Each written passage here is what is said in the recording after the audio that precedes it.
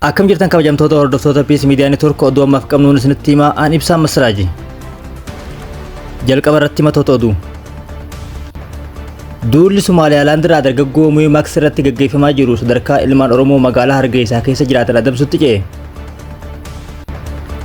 Ameerikaa keessatti raammoon foon namaa nyaattu argamte. Isniina kaleessaa Israa'el hospitaala Gaazaa haleelte. Riqichi seena qabeessi biyya Myanmar sababa waraanaatiin guyyaa aladaa manca'e. Awustiraaliyaa keessatti namichi tokko qawween poolisii lama ajjeese. Duulli Somaaliyaalaand irraa dargaggoo Muhii Maaks irratti gaggeeffamaa jiru sadarkaa ilmaan Oromoo magaalaa Hargeysaa keessa jiraatan adamsutti deemaa jira. Dargaggoon gara YouTube dhuunfaa isaatiin seenaa saba Oromoo qorachuudhaan dinqa seenaa baasuun beekamu Muhii Maaks ji'a lamaan dura Juun 28 bara 2025 qabrii ishee Bakrii Saphaloo barbaaduuf Somaaliyaalaand magaalaa Hargeysaa deemuudhaan bakka awwaalcha goota kanaa baree hawaasa bal'aa biraan gahuun isaanii yaadatama.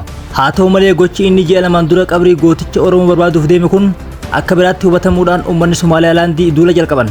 Akka waan Muhii Maaks lafti Hargeysaa lafa Oromooti je'ee falbii lafaatiif achi deemee fakkeessuudhaan beektonni Somaaliyaalaand duula jalqabuudhaan ilmaan Oromoo magaalaa Hargeysaa keessa jiraatan adamsutti seenan. Dargaggoon Muhii Maaks gocha kana mormuudhaan gochi Somaaliyaalaanditti poolisiin godhaa jirtu akka dhimma inni Hargeysa deemeef hojii waliin qabannee dubbate.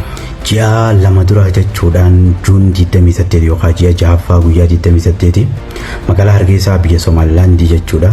Barbaacha qabrii ishee Bakrii Saphalootiif achi dhaqeetiin ture. Akka carraatitti qabrii ishee Bakrii Saphaloo arkee iddoon isaa akkamitti akka awwaalame bara kam akka awwaalame hawaasa kiyya bal'aadhaaf ifa taasisee ture.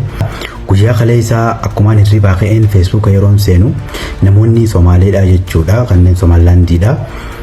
Namoonni gurguddaan dhageettii gurguddaa qaban wal jalaa fuudhuudhaan waan ani ji'oota lama dura post godhee ture haariyaatti lafaa kaasanii Oromoon nama kana ergattee biyya teenya Somaaliyaandiin lafa Oromooti je'ee Oromoo duulchisiisee jechuudha. Somaalee irratti lafa tana deebisuudhaaf deemaa Oromoodhaaf ja'anii wal jalaa fuudhanii guyyaa kaleessaa miidiyaan Somaaliyaandii guddaan hundinuu jechuudha suuraa fi viidiyoo bifa garaagaraatiin akkaataa garaagaraatiin maxxansee narratti duulaa ture. Keessaanis bilbilamee wannoonni adda addaa naan ja'amaa ture.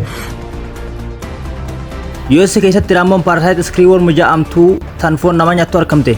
UStti Department of Health and Human Service guyyaa aladaa akka gabaasetti US keessatti raammoon foon namaa nyaattu nama seenaa imala gara biyya biraa qabu irratti argamte.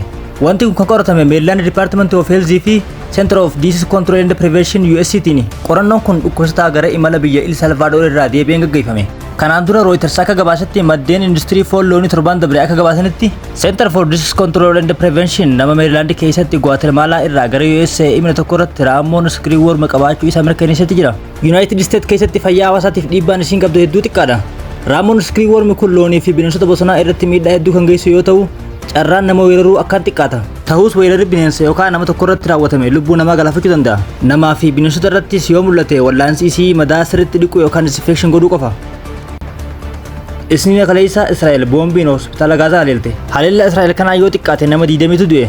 Namoota du'an kana keessaa warri hospitaalatti gargaarsa namaaf godhaa jiranii fi gaazexeessaa Nasser Al-Masrii fi kanneen birootis keessatti argamu. Jalqaba boombiidhaan fooqii hospitaalaa gama gubbaa haleeltee daqiiqaa 15 booda ammas deebitee dho'ite.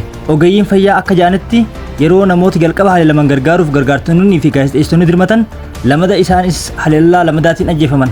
Haleellaa kana hordofee addunyaa irratti mormii cimaan deemaa jira. Biyya garaagaraa keessatti hiriirri mormii guddaan gaggeeffamaatti jira. Karaa guddaa irratti gommaan makiinaa gubaatti jiran. Riqichi seena qabeessi biyya Myanmar sababa waraanaatiin guyyaa aladaa manca'e. Riqichi kun addunyaa irraa riqicha karaa baaburaa dheeraadha ture. Manca'insa riqicha kanaatiif gareeleen lamaan gareen biyya bulchanii fi gareen finciltoota qoboolitti laachaa jiran.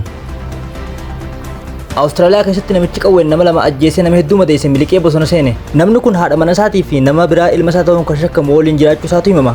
Akka poolisiin jettutti yeroo nama ajjeesu kophaa isaa jiraa jedhan. Oduun har'aaf qabnu kanuma waan dhaggeeffattaniif galatooma.